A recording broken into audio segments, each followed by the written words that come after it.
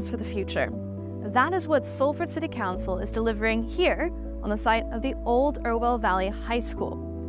Now, this is not just about delivering housing to the bare minimum. No, instead, Salford City Council and its partners have been working together to deliver a truly affordable and sustainable housing development. I'm Julia Hatmaker, I'm the editor of Place Northwest, and today we are exploring Irwell Valley, and I invite you to join me as we learn a little bit more about what makes this project so special. Irwell Valley comprises 46 homes, a mixture of townhouses and apartments, available for social or affordable rent. It is part of a larger 217-home project in Salford. Development consultancy Identity Consult has been advising Salford City Council on its delivery of affordable homes, including here at Irwell Valley. I spoke with director Alex Atkinson to find out more. Now tell me about this project. So we were appointed by Salford Council back in 2019 when they had secured some funding to deliver their first affordable homes as part of the Affordable Homes programme, and they basically had an idea of what they wanted to do. So we supported them with bringing an architect in to do some feasibility studies, look at what was possible across the sites and help them develop their aspirations around sustainability, which ultimately led to us getting to the Passivhaus products that we've delivered. Now, with doing a sustainable, affordable homes project, what are some lessons that you've learned? Big one on this for lessons learned was making sure that we had a team who knew exactly what we were trying to deliver. So getting everybody bought into what Passivhaus is and what makes it so important. Every bit of the supply chain needs to understand the process, because anything literally like drilling a hole through the wall or anything like that can impact on the air permeability, which then means that it's not meeting its Passivhaus requirements. So making sure that everyone was fully bought in and understood it was definitely a big learning curve for everybody. I guess the other big thing that we've learned with this scheme is that it is possible to do it at scale. So we've designed and built everything to the same standard, but only accredited a certain number of them. So that's allowed us to build a highly sustainable product across 217 properties without having to pay the Passivhaus badge, if you like, for all 217 properties.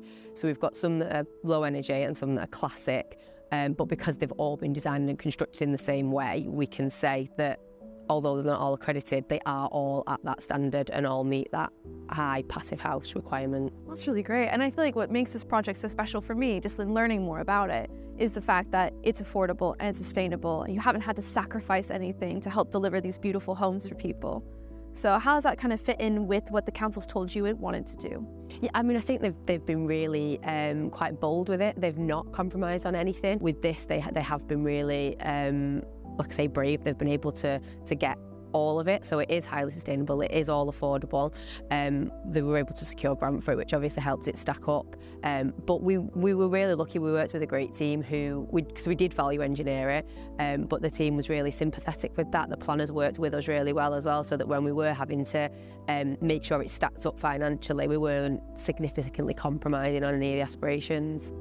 Next, we headed down to the other side of the development to see one of its signature elements, the Tree of Knowledge mural by Alan Boyson. One of the most exciting things about this project is this mural. So Alex, can you tell me a little bit more about it? Yeah, so it's a mural that was designed by Alan Boyson, and it was listed when the school was knocked down, so local people campaigned to get it listed.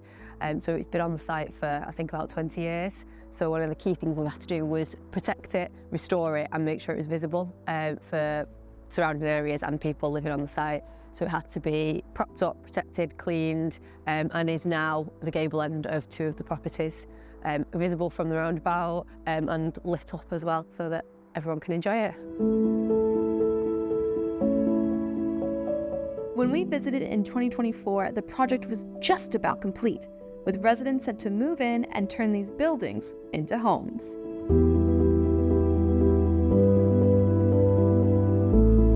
That brings us to the end of our tour of Irwell Valley.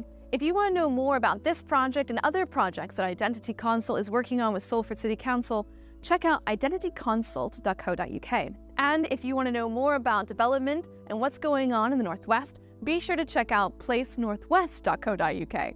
And as always, subscribe to our YouTube channel so you never miss a video.